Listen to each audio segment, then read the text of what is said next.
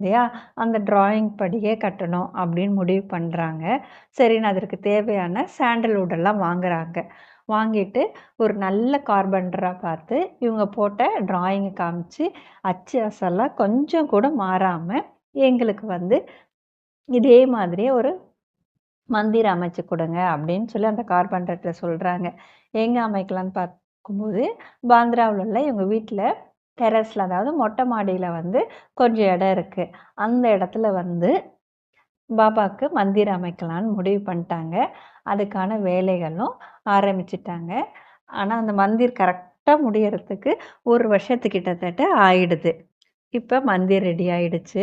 ரொம்ப அருமையான மந்திர். இவங்க கனவுல எப்படி வந்ததோ, அதே மாதிரியே அமைச்சு குடுத்துட்டாங்க.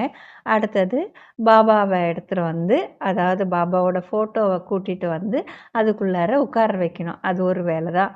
ஆனா, அந்த காலத்துல பாபாவோட ஃபோட்டோ கிடைக்கிறது ரொம்ப அபூர்வம். யாரையுமே பாபா வந்து ஃபோட்டோ எடுக்க அனுமதிக்கவே மாட்டாரு. அப்படிப்பட்ட ஒரு சூழ்நிலையில, இவங்களுக்கு எப்படி பாபாவோட ஃபோட்டோ கிடைச்சது? அது வந்து இந்த இடத்துக்கு கரெக்ட்டா இருந்ததா? இவங்க எப்படி வழிபாட பண்ண ஆரம்பிச்சாங்க? அப்படிப்பட்ட அற்புதத்தெல்லாம் நாம நாளைக்கு பார்க்கலாம். ஜெய் சாய்ராம்.